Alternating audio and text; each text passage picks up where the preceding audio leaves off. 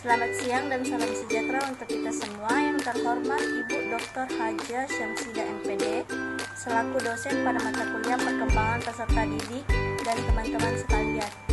Perkenalkan, nama saya Rodina Goni dengan NIM 210208501020 kelas 01 Tata Busana Pendidikan Kesejahteraan Keluarga Fakultas Teknik Universitas Negeri Makassar. Pada kesempatan kali ini saya akan mempresentasikan hasil analisis kasus perkembangan peserta didik dengan judul mengulang serta pindah kampus dikarenakan sakit penyakit. Adapun pokok-pokok pembahasan yang akan dikaji ialah yang pertama, karakteristik peserta didik. Yang kedua, contoh permasalahan yang terjadi pada saat perkembangan peserta didik, yaitu saat proses pertumbuhan peserta didik kerap terjangkit penyakit. Yang ketiga yaitu faktor-faktor yang membuat mahasiswa sering sakit. Dan yang terakhir ialah sebab akibat. Kita masuk pada materi yang pertama, yaitu karakteristik peserta didik. Peserta didik adalah makhluk yang bertumbuh dan juga mengalami perkembangan. Individu dinamis yang memiliki karakteristik tertentu pada setiap perkembangannya. Pertumbuhan dan perkembangan ini merupakan proses alami yang dapat mempengaruhi pendidikan. Selanjutnya, materi yang kedua yaitu contoh permasalahan yang terjadi pada saat perkembangan peserta didik, yaitu saat proses pertumbuhan peserta didik kerap terjangkit penyakit. Ada beberapa penyakit yang kerap menjangkit mahasiswa, yaitu yang pertama MAH, yang kedua diare, yang ketiga sakit kepala, yang keempat demam, batuk dan pilek, dan yang kelima tifus, dan yang terakhir gatal-gatal. Bagian ketiga ini adalah faktor-faktor yang membuat mahasiswa sering sakit. Rata-rata penyebab mahasiswa sering sakit ialah dikarenakan yang pertama, punya kegiatan yang full, yang kedua, makan tidak teratur atau kualitas seadanya, yang ketiga, jarang makan buah dan sayur segar, yang keempat, tempat kos yang kotor, yang kelima, jarang olahraga. Selanjutnya, pada sebab akibat, saya akan menguraikan penjelasan mengenai faktor penyebab mahasiswa sering sakit. Yang pertama, punya kegiatan yang full. Punya banyak organisasi memang sangat membantu perkembangan, namun jika sulit mengefisienkan waktu, dapat membuat kurang tidur. Apalagi tentu kuliah bukan hanya tentang organisasi, namun yang terutama adalah mata kuliah.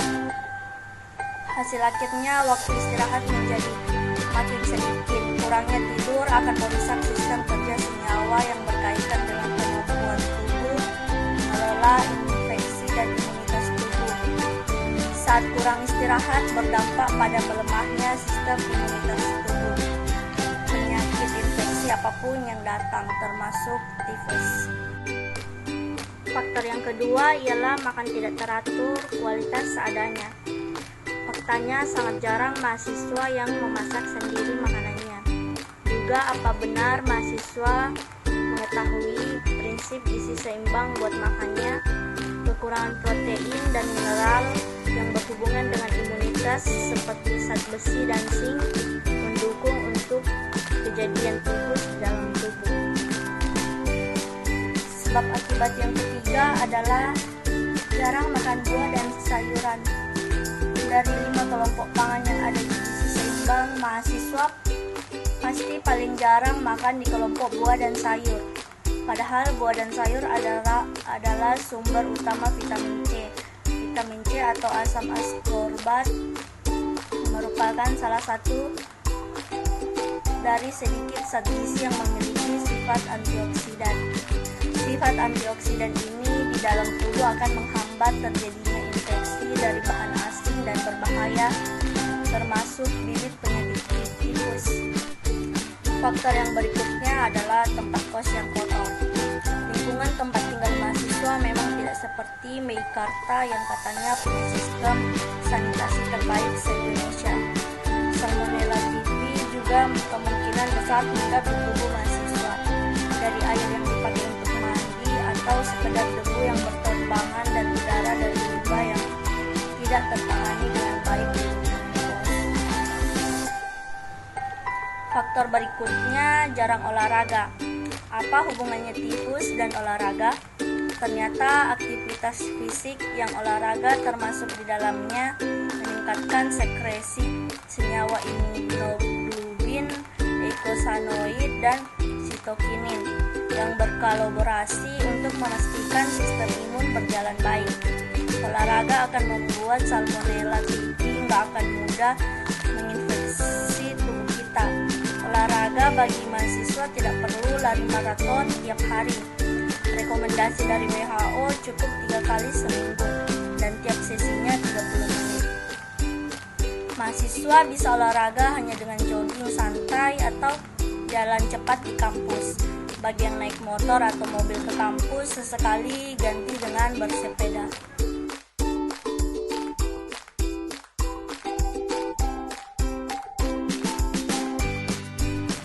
Pembahasan selanjutnya ialah pengaruh dan gangguan kesehatan pada proses pembelajaran. Tentu saja sakit penyakit adalah hal yang tidak diduga, akan tetapi ini disebabkan oleh suatu hal atau kebiasaan. Jadwal perkuliahan dan organisasi yang sangat padat membuat banyak mahasiswa lalai menjaga kesehatan, yang merupakan kunci utama proses pembelajaran dan kegiatan agar berjalan dengan baik.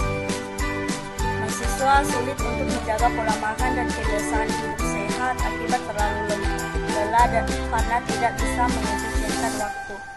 Kebiasaan tidur larut malam juga dapat menjadi pemicu utama mahasiswa sering sakit. Jika sudah sakit seperti itu, perkuliahan pun terhambat dan mempengaruhi nilai. Berlarut-larut sakit dan sampai masuk rumah sakit, menghabiskan waktu di rumah sakit, membuat mahasiswa sulit mengejar keterlambatan materi. Ini sangat disayangkan, apalagi jika mahasiswa tersebut jauh dari orang tua. Solusi kasus penghambat perkuliahan yang disebabkan sakit penyakit.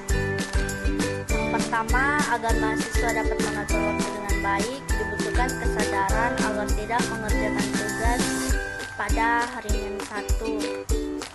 Yang kedua, mengutamakan kesehatan daripada kenikmatan. Yang ketiga, memiliki wawasan yang luas untuk mengetahui tips-tips makanan atau pola hidup sehat. Yang keempat, meyakinkan diri bahwa begadang itu tidak perlu. Haruslah memiliki waktu tidur yang cukup. Yang kelima, sempatkan waktu untuk berolahraga seperti jalan kaki, jogging, dan lainnya. Lakukan secara rutin agar badan tetap sehat. Yang keenam, kurangi minum berkafein. Biasanya mahasiswa identik dengan mengerjakan tugas hingga larut malam. Agar tetap terjaga, biasanya dibarengi dengan minuman yang mengandung kafein. Berikutnya adalah kesimpulan. Kesadaran menjaga kesehatan itu sangat diperlukan. Kesehatan di atas segalanya, atau terutama bagi manusia. Dengan merubah kebiasaan buruk menjadi tahap kebiasaan hidup sehat merupakan langkah yang bijak. Penting untuk kita semua mengetahui tata cara hidup sehat, seperti memperbaiki pola tidur, sering mengonsumsi buah-buahan dan sayuran, sering berolahraga, menjaga sekitar agar tetap bersih karena penyakit bisa berasal dari lingkungan yang kotor. Mungkin hanya sekian yang dapat saya sampaikan pada kesempatan kali ini. Lebih dan kurangnya mohon dimaafkan. Semoga materi yang telah saya paparkan dapat menjadi pedoman kita semua agar tidak lalai dalam menjaga kesehatan. Terima kasih.